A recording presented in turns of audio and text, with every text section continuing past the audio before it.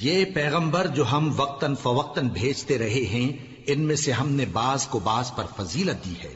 بعض ایسے ہیں جن سے اللہ نے گفتگو کی، اور بعض کے دوسرے امور میں مرتبے بلند کیے۔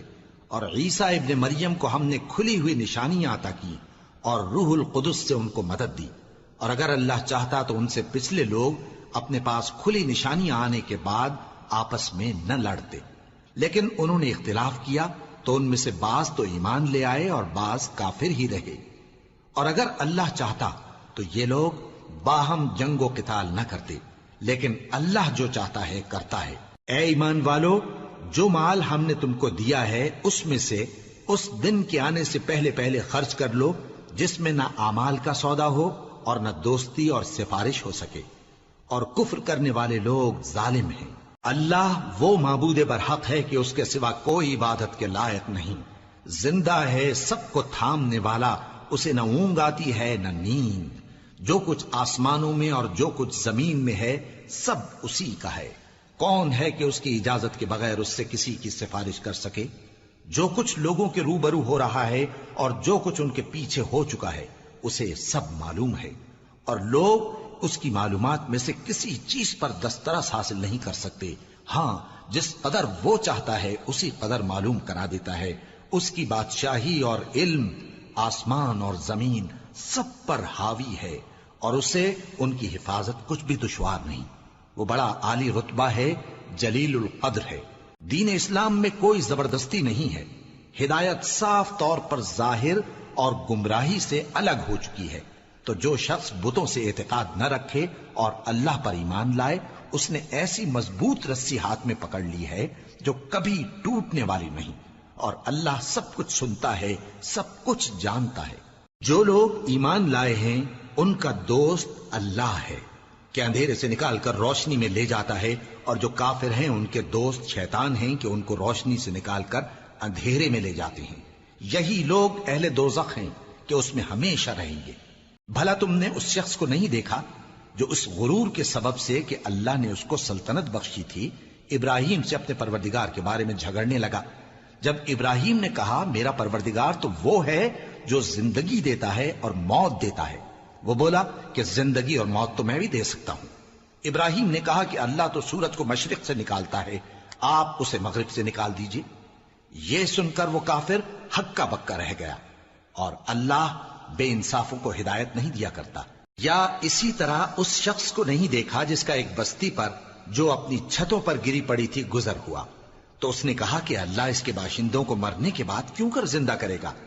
تو اللہ نے اس کی روح قبض کر لی اور 100 برس تک اس کو مردہ رکھا۔ پھر اس کو جلا اٹھایا اور پوچھا تم کتنا عرصہ مرے پڑے رہے ہو؟ اس نے جواب دیا کہ 1 دن یا اس سے بھی کم۔ اللہ نے فرمایا نہیں، بلکہ 100 برس مرے رہے ہو، اور اپنے کھانے پینے کی چیزوں کو دیکھو کہ اتنی مدت میں مطلق سڑی بسی نہیں، اور اپنے گدھے کو بھی دیکھو جو مرا پڑا ہے۔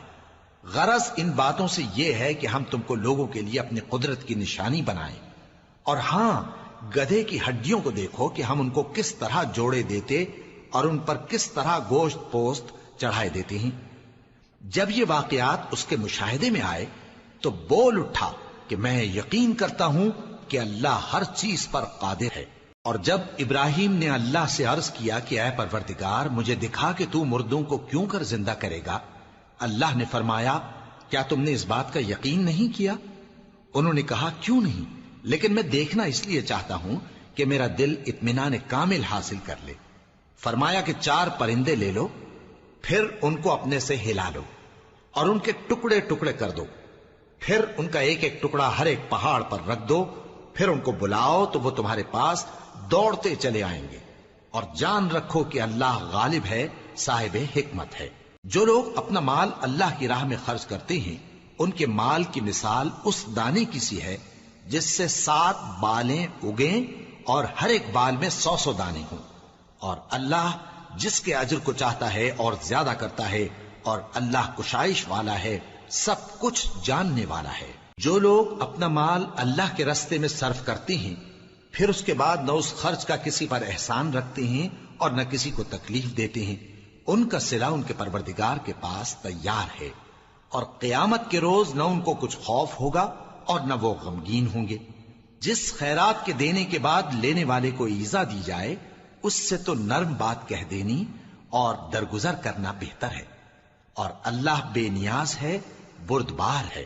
مومنوں، اپنے صدقات و خیرات احسان رکھنے اور ایذا دینے سے اس شخص کی طرح برباد نہ کر دینا جو لوگوں کو دکھاوے کے لیے مال خرچ کرتا ہے اور اللہ اور روز آخر پر ایمان نہیں رکھتا، تو اس کے مال کی مثال اس چٹان کی سی ہے جس پر تھوڑی سی مٹی پڑی ہو اور اس پر زور کا مے برس کر اسے صاف کر ڈالے۔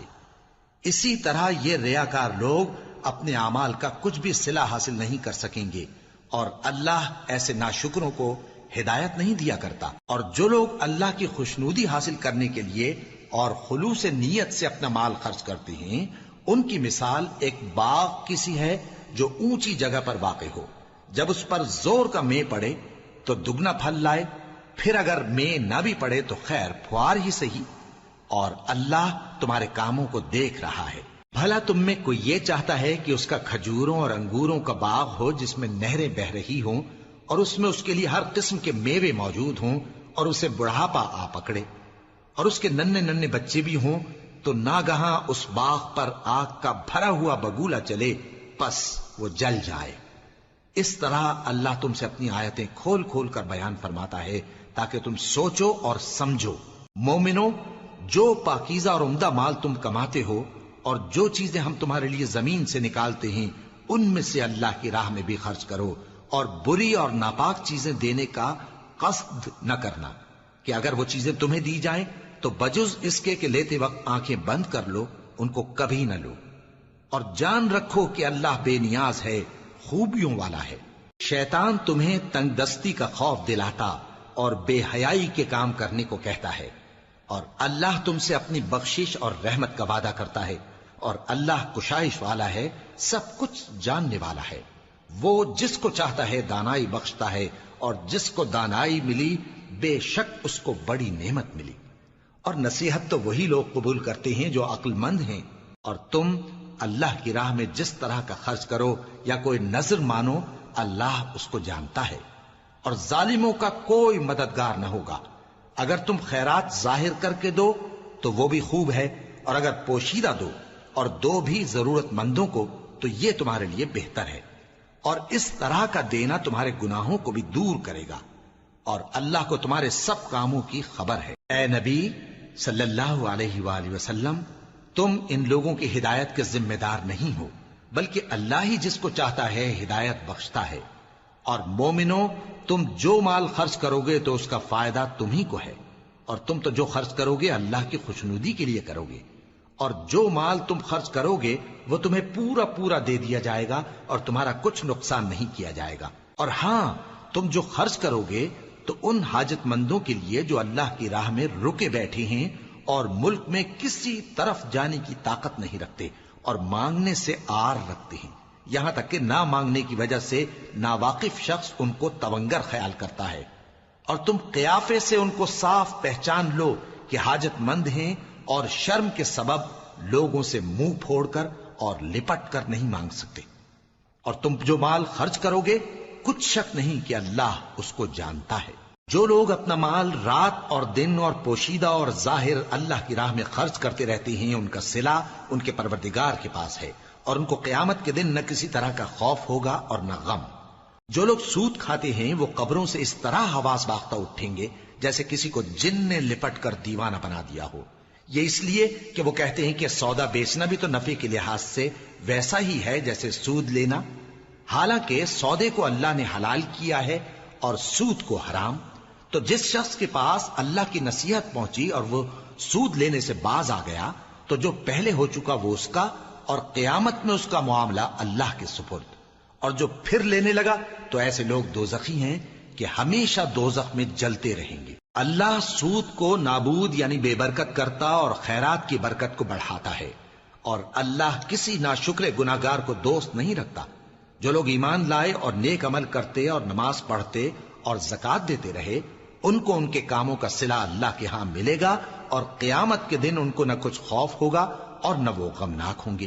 مومنو، اللہ سے ڈرو، اور اگر ایمان رکھتے ہو تو جتنا سود باقی رہ گیا ہے اس کو چھوڑ دو، پھر اگر ایسا نہ کرو گے تو تم اللہ اور اس کے رسول کی طرف سے اعلان جنگ سن لو، اور اگر توبہ کر لو گے اور سود چھوڑ دو گے تو تم کو اپنی اصل رقم لینے کا حق ہے، جس میں نہ اوروں کا نقصان اور نہ تمہارا نقصان۔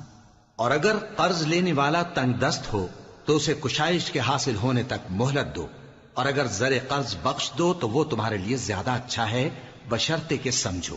اور اس دن سے ڈرو جبکہ تم اللہ کے حضور میں لوٹ کر جاؤ گے، اور ہر شخص اپنے اعمال کا پورا پورا بدلہ پائے گا اور کسی کو کچھ نقصان نہ ہوگا۔ مومنو، جب تم آپس میں کسی میعاد معین کے لیے قرض کا معاملہ کرنے لگو تو اس کو لکھ لیا کرو، اور لکھنے والا تم میں کسی کا نقصان نہ کرے بلکہ انصاف سے لکھے۔ نیز لکھنے والا جیسا اللہ نے اسے سکھایا ہے لکھنے سے انکار بھی نہ کرے اور دستاویز لکھ دے، اور جو شخص قرض لے وہی دستاویز کا مضمون بول کر لکھوائے، اور اللہ سے کہ اس کا مالک ہے خوف کرے، اور زر قرض میں سے کچھ کم نہ لکھوائے۔ اور اگر قرض لینے والا کم عقل یا ضعیف ہو یا مضمون لکھوانے کی قابلیت نہ رکھتا ہو تو جو اس کا ولی ہو وہ انصاف کے ساتھ مضمون لکھوائے، اور اپنے میں سے 2 مردوں کو ایسے معاملے کے گواہ کر لیا کرو، اور اگر 2 مرد نہ ہوں تو 1 مرد اور 2 عورتیں جن کو تم گواہ پسند کرو کافی ہیں، کہ اگر ان میں سے ایک بھول جائے گی تو دوسری اسے یاد دلا دے گی۔ اور جب گواہ گواہی کے لیے طلب کیے جائیں تو انکار نہ کریں، اور قرض تھوڑا ہو یا بہت اس کی دستاویز کے لکھنے لکھانے میں سستی نہ کرنا۔ یہ بات اللہ کے نزدیک نہایت قرین انصاف ہے، اور شہادت کے لیے بھی یہ بہت درست طریقہ ہے۔ اس سے تم کو کسی طرح کا شک و شبہ بھی نہیں پڑے گا۔ ہاں، اگر سودا دست بدست ہو جو تم آپس میں لیتے دیتے ہو تو اگر ایسے معاملے کے دستاویز نہ لکھو تو تم پر کچھ گناہ نہیں۔ اور جب خرید و فروخت کیا کرو، مثلا زمین جائیداد کی، تو بھی گواہ کر لیا کرو، اور کاتب دستاویز اور گواہ معاملہ کرنے والوں کا کسی طرح کا نقصان نہ کریں۔ اگر تم لوگ ایسا کرو تو یہ تمہارے لیے گناہ کی بات ہے، اور اللہ سے ڈرو اور دیکھو کہ وہ تم کو کیسی مفید باتیں سکھاتا ہے، اور اللہ ہر چیز سے واقف ہے۔ اور اگر تم سفر پر ہو اور دستاویز لکھنے والا نہ مل سکے تو کوئی چیز رہن با قبضہ رکھ کر قرض لے لو، اور اگر تم میں سے کوئی دوسرے کو امین سمجھے یعنی رہن کے بغیر قرض دے دے تو امانت دار کو چاہیے کہ صاحب امانت کی امانت ادا کر دے، اور اللہ سے جو اس کا پروردگار ہے ڈرے، اور دیکھنا شہادت کو مت چھپانا، جو اس کو چھپائے گا وہ دل کا گناہگار ہوگا۔ اور اللہ تمہارے سب کاموں سے واقف ہے، جو کچھ آسمانوں میں اور جو کچھ زمین میں ہے سب اللہ ہی کا ہے۔ تم اپنے دلوں کی بات کو ظاہر کرو گے تو اور چھپاؤ گے تو اللہ تم سے اس کا حساب لے گا، پھر وہ جسے چاہے مغفرت کرے اور جسے چاہے عذاب دے، اور اللہ ہر چیز پر قادر ہے۔ رسول اللہ صلی اللہ علیہ وآلہ وسلم اس کتاب پر جو ان کے پروردگار کی طرف سے ان پر نازل ہوئی ایمان رکھتے ہیں، اور مومن بھی سب اللہ پر اور اس کے فرشتوں پر اور اس کی کتابوں پر اور اس کے پیغمبروں پر ایمان رکھتے ہیں، اور کہتے ہیں کہ ہم اس کے پیغمبروں سے کسی میں کچھ فرق نہیں کرتے، اور وہ اللہ سے عرض کرتے ہیں کہ ہم نے تیرا حکم سنا اور قبول کیا۔ اے پروردگار، ہم تیری بخشش مانگتے ہیں اور تیری ہی طرف لوٹ کر جانا ہے۔ اللہ کسی شخص کو اس کی طاقت سے زیادہ کا ذمہ دار نہیں بناتا۔ اچھے کام کرے گا تو اس کو ان کا فائدہ ملے گا، برے کرے گا تو اسے ان کا نقصان پہنچے گا۔ اے پروردگار، اگر ہم سے بھول یا چوک ہو گئی ہو تو ہم سے مواخذہ نہ کیجو۔ اے پروردگار، ہم پر ایسا بوجھ نہ ڈالیو جیسا تو نے ہم سے پہلے لوگوں پر ڈالا تھا۔ اے پروردگار، جتنا بوجھ اٹھانے کی ہم میں طاقت نہیں اتنا بوجھ ہم پر نہ رکھیو، اور اے پروردگار ہمارے گناہوں سے درگزر کر اور ہمیں بخش دے اور ہم پر رحم فرما، تو ہی ہمارا مددگار ہے، سو ہم کو کافروں پر غالب کر۔ شروع اللہ کا نام لے کر جو بڑا مہربان نہایت رحم والا ہے۔ الف لام میم۔ اللہ جو معبود برحق ہے، اس کے سوا کوئی عبادت کے لائق نہیں، زندہ ہے سب کو تھامنے والا۔ اس نے اے نبی تم پر سچی کتاب نازل کی جو پہلی آسمانی کتابوں کی تصدیق کرتی ہے، اور اسی نے تورات اور انجیل نازل کی تھی۔ یہ 2 کتابیں اس نے پہلے نازل کی تھیں لوگوں کی ہدایت کے لیے، اور پھر قرآن جو حق اور باطل کو الگ الگ کر دینے والا ہے نازل کیا۔ جو لوگ اللہ کی آیتوں کا انکار کرتے ہیں ان کو سخت عذاب ہوگا، اور اللہ زبردست ہے، بدلہ لینے والا ہے۔ اللہ ایسا خبیر و بصیر ہے کہ کوئی چیز اس سے پوشیدہ نہیں، نہ زمین میں اور نہ آسمان میں۔ وہی تو ہے جو ماں کے پیٹ میں جیسی چاہتا ہے تمہاری صورتیں بناتا ہے، اس غالب حکمت والے کے سوا کوئی عبادت کے لائق نہیں۔ اے پیغمبر، وہی تو ہے جس نے تم پر یہ کتاب نازل کی جس کی بعض آیتیں محکم ہیں اور وہی اصل کتاب ہیں، اور بعض دوسری متشابہ ہیں۔ تو جن لوگوں کے دلوں میں کجی ہے وہ متشابہات کا اتباع کرتے ہیں تاکہ فتنہ برپا کریں اور مراد اصلی کا پتہ لگائیں، حالانکہ مراد اصلی اللہ کے سوا کوئی نہیں جانتا۔ اور جو لوگ علم میں گہری نظر رکھتے ہیں وہ یہ کہتے ہیں کہ ہم ان پر ایمان لائے، یہ سب آیات ہمارے پروردگار کی طرف سے ہیں، اور نصیحت تو عقل مند ہی قبول کرتے ہیں۔ اے پروردگار، جب تو نے ہمیں ہدایت بخشی ہے تو اس کے بعد ہمارے دلوں میں کجی نہ پیدا کر دیجو، اور ہمیں اپنے ہاتھ سے رحمت عطا فرما، تو بڑا عطا فرمانے والا ہے۔ اے پروردگار، تو اس روز جس کے آنے میں کچھ بھی شک نہیں سب لوگوں کو اپنے حضور میں جمع کر لے گا، بے شک اللہ خلاف وعدہ نہیں کرتا۔ جو لوگ کافر ہوئے اس دن نہ تو ان کا مال ہی اللہ کے عذاب سے ان کو بچا سکے گا اور نہ ان کی اولاد ہی کچھ کام آئے گی، اور یہ لوگ آتش جہنم کا ایندھن ہوں گے۔ ان کا حال بھی فرعونیوں اور ان سے پہلے لوگوں کا سا ہوگا جنہوں نے ہماری آیتوں کی تکذیب کی تھی، تو اللہ نے ان کو ان کے گناہوں کے سبب عذاب میں پکڑ لیا تھا، اور اللہ سخت عذاب کرنے والا ہے۔ اے پیغمبر، کافروں سے کہہ دو کہ تم دنیا میں بھی عنقریب مغلوب ہو جاؤ گے اور آخرت میں جہنم کی طرف اکٹھا کیے جاؤ گے، اور وہ بری جگہ ہے۔ تمہارے لیے دو گروہوں میں جو جنگ بدر کے دن آپس میں بھڑ گئے قدرت الہی کی عظیم الشان نشانی تھی۔ ایک گروہ مسلمانوں کا تھا، وہ اللہ کی راہ میں لڑ رہا تھا، اور دوسرا گروہ کافروں کا تھا، وہ ان کو اپنی آنکھوں سے اپنے سے دگنا مشاہدہ کر رہا تھا۔ اور اللہ اپنی نصرت سے جس کو چاہتا ہے مدد دیتا ہے۔ جو اہل بصارت ہیں ان کے لیے اس واقعے میں بڑی عبرت ہے۔ لوگوں کو ان کی خواہشوں کی چیزیں یعنی عورتیں اور بیٹے اور سونے اور چاندی کے بڑے بڑے ڈھیر اور نشان لگے ہوئے گھوڑے اور مویشی اور کھیتی بڑی زینت دار معلوم ہوتی ہیں، مگر یہ سب دنیا ہی کی زندگی کے سامان ہیں، اور اللہ کے پاس بہت اچھا ٹھکانہ ہے۔ اے پیغمبر، ان سے کہو کہ بھلا میں تم کو ایسی چیز بتاؤں جو ان چیزوں سے کہیں اچھی ہو؟ سنو، جو لوگ پرہیزگار ہیں ان کے لیے اللہ کے ہاں باغات بہشت ہیں جن کے نیچے نہریں بہ رہی ہیں، ان میں وہ ہمیشہ رہیں گے، اور پاکیزہ بیویاں ہیں، اور سب سے بڑھ کر اللہ کی خوشنودی۔ اور اللہ اپنے سب بندوں کو دیکھ رہا ہے جو اللہ سے التجا کرتے ہیں کہ اے پروردگار، ہم ایمان لے آئے سو ہم کو ہمارے گناہ معاف فرما اور ہم کو دوزخ کے عذاب سے محفوظ رکھ۔ یہ وہ لوگ ہیں جو مشکلات میں صبر کرتے اور سچ بولتے اور عبادت میں لگے رہتے اور نیکی میں خرچ کرتے اور اوقات سحر میں گناہوں کی معافی مانگا کرتے ہیں۔ اللہ تو اس بات کی گواہی دیتا ہے کہ اس کے سوا کوئی معبود نہیں، اس حال میں کہ وہ انصاف کا حاکم ہے، اور فرشتے اور علم والے بھی گواہی دیتے ہیں کہ اس غالب حکمت والے کے سوا کوئی لائق عبادت نہیں۔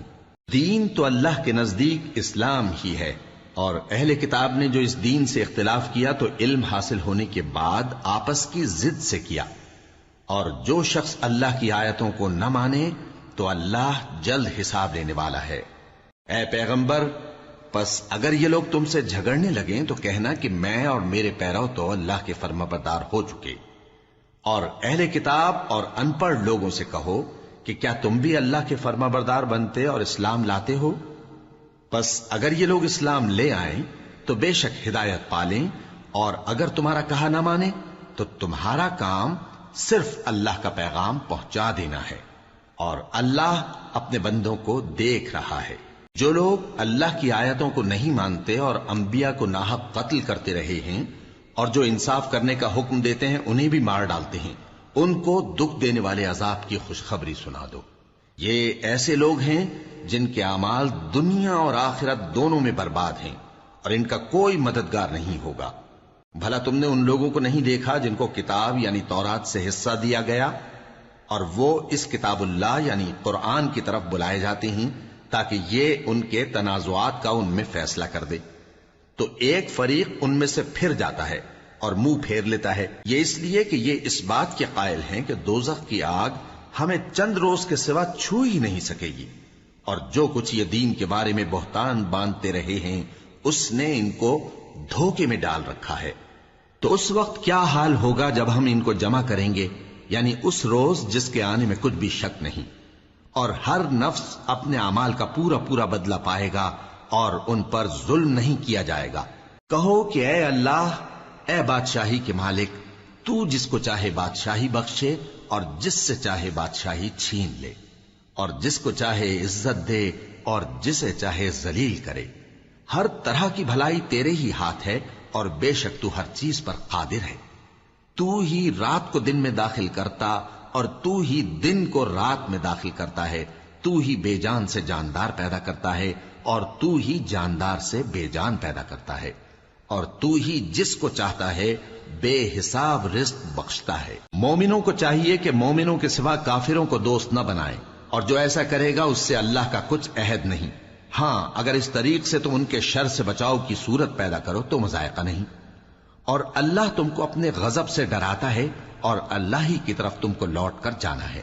اے پیغمبر، لوگوں سے کہہ دو کہ کوئی بات تم اپنے دلوں میں مخفی رکھو یا اسے ظاہر کرو، اللہ اس کو جانتا ہے، اور جو کچھ آسمانوں میں اور جو کچھ زمین میں ہے اس کو سب کی خبر ہے، اور وہ ہر چیز پر قادر ہے۔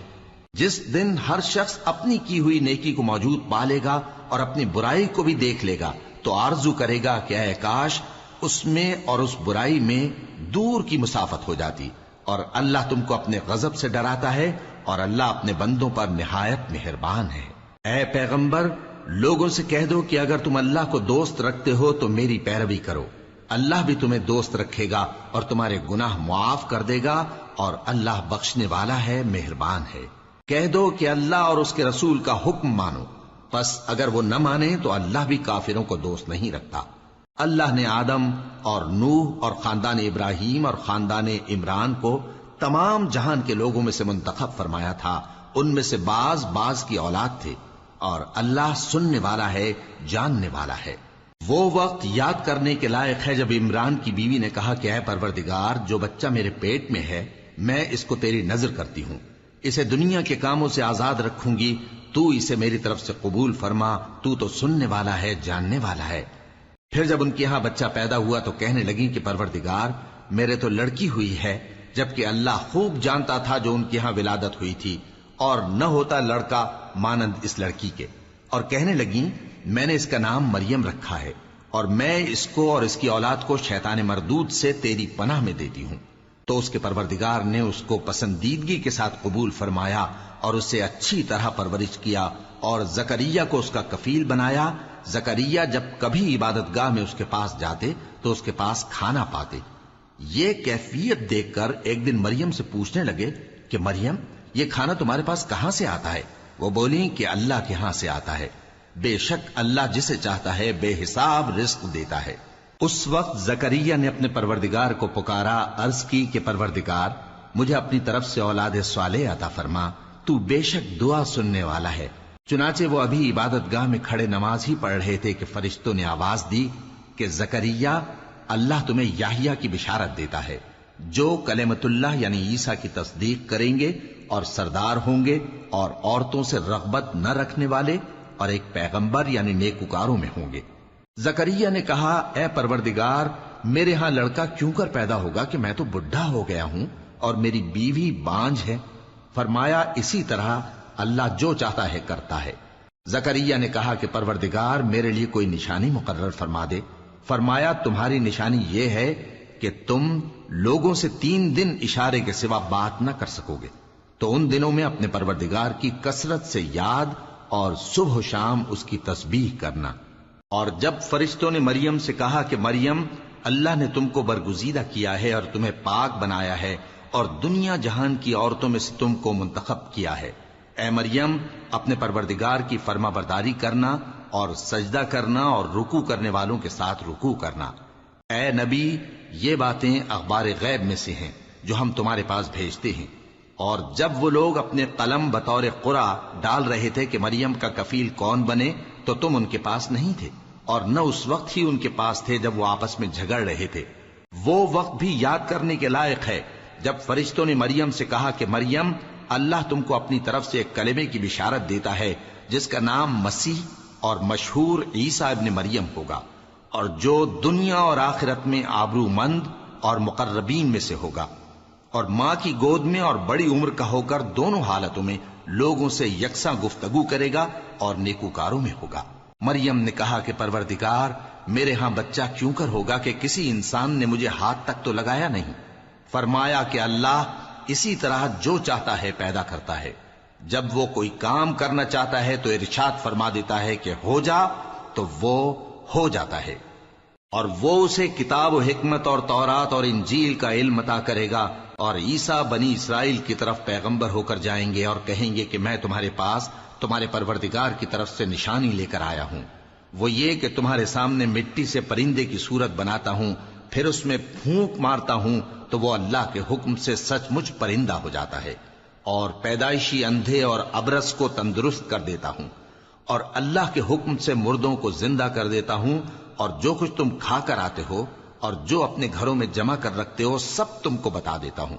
اگر تم صاحب ایمان ہو تو ان باتوں میں تمہارے لیے نشانی ہے، اور مجھ سے پہلے جو تورات نازل ہوئی تھی اس کی تصدیق بھی کرتا ہوں، اور میں اس لیے بھی آیا ہوں کہ بعض چیزیں جو تم پر حرام تھیں ان کو تمہارے لیے حلال کر دوں، اور میں تو تمہارے پروردگار کی طرف سے نشانی لے کر آیا ہوں، تو اللہ سے ڈرو اور میرا کہا مانو۔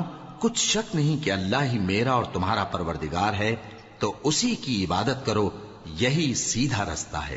پھر جب عیسیٰ نے ان کی طرف سے انکار و نافرمانی ہی دیکھی تو کہنے لگے کہ کوئی ہے جو اللہ کا طرفدار اور میرا مددگار ہو؟ حواری بولے کہ ہم اللہ کے طرفدار اور آپ کے مددگار ہیں، ہم اللہ پر ایمان لائے اور آپ گواہ رہیں کہ ہم فرمانبردار ہیں۔ اے پروردگار، جو کتاب تو نے نازل فرمائی ہے ہم اس پر ایمان لے آئے اور تیرے پیغمبر کے متبع ہو چکے، تو ہم کو ماننے والوں میں لکھ رکھ۔ اور وہ یعنی یہود قتل عیسیٰ کے بارے میں ایک چال چلے، اور اللہ نے بھی عیسیٰ کو بچانے کے لیے تدبیر کی، اور اللہ بہترین تدبیر کرنے والا ہے۔ اس وقت اللہ نے فرمایا کہ عیسیٰ، میں تمہاری دنیا میں رہنے کی مدت پوری کر کے تم کو اپنی طرف اٹھا لوں گا اور تمہیں کافروں کی صحبت سے پاک کر دوں گا، اور جو لوگ تمہاری پیروی کریں گے ان کو کافروں پر قیامت تک فائق و غالب رکھوں گا۔ پھر تم سب میرے پاس لوٹ کر آؤ گے تو جن باتوں میں تم اختلاف کرتے رہے اس دن تم میں ان کا فیصلہ کر دوں گا۔ اب جو کافر ہوئے ان کو دنیا اور آخرت دونوں میں سخت عذاب دوں گا، اور ان کا کوئی مددگار نہ ہوگا۔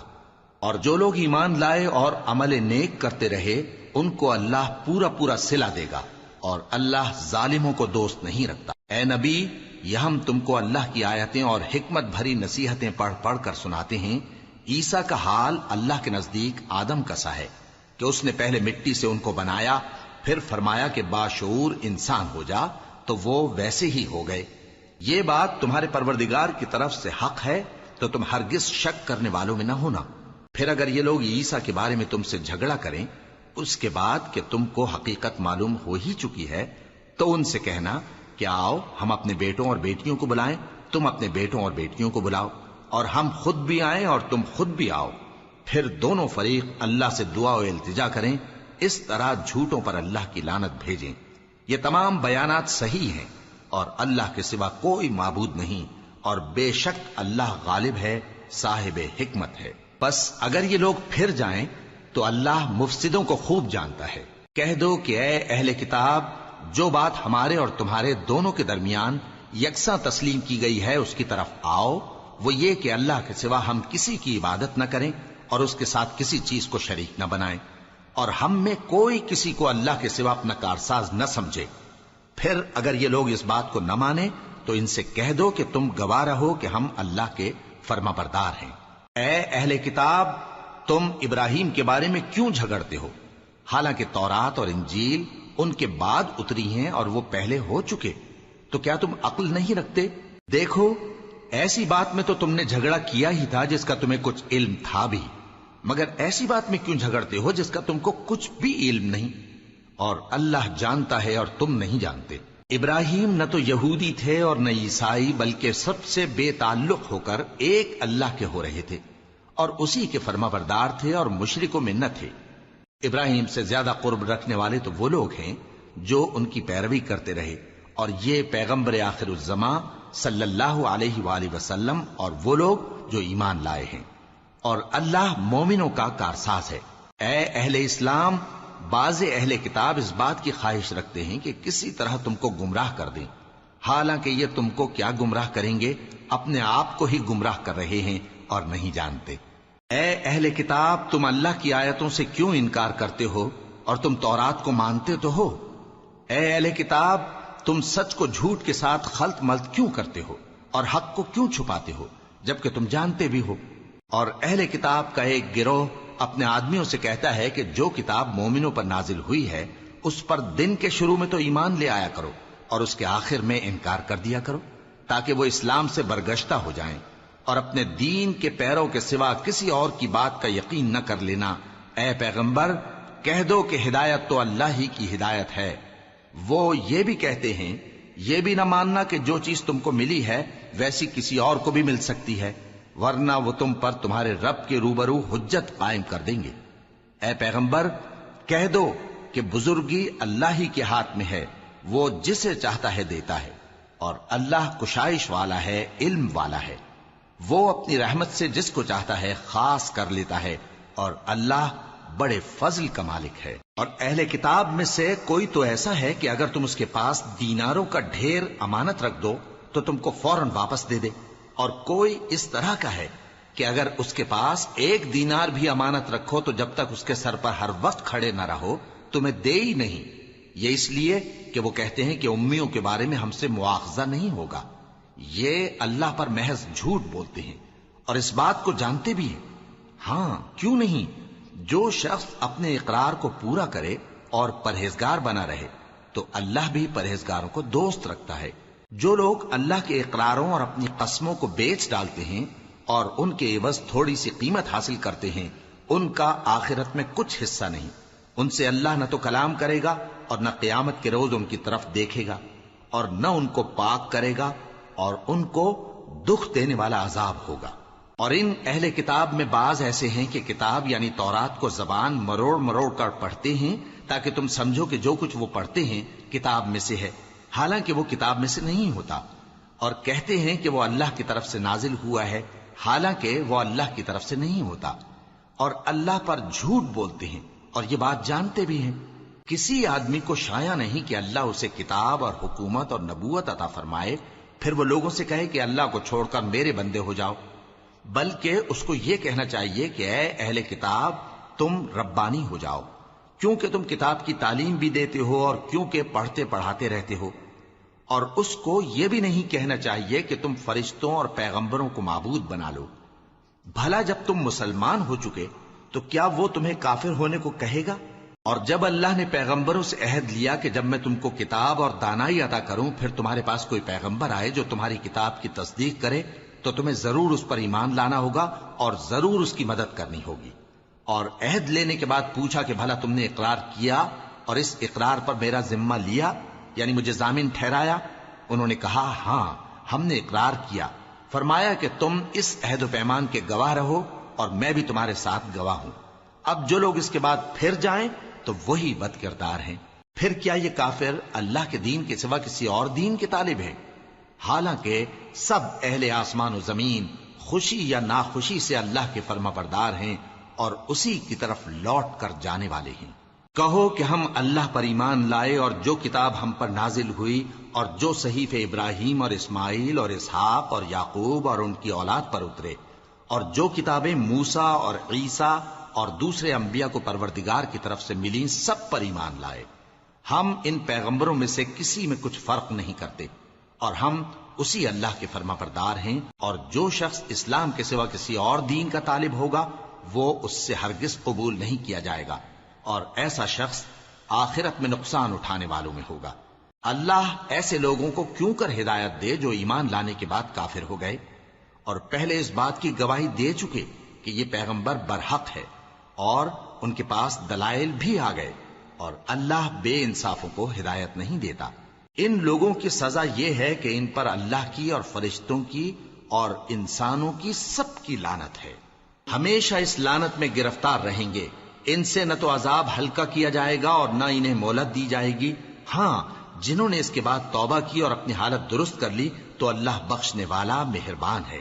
جو لوگ ایمان لانے کے بعد کافر ہو گئے پھر کفر میں بڑھتے گئے، ایسوں کی توبہ ہرگز قبول نہیں ہوگی اور یہ لوگ گمراہ ہیں۔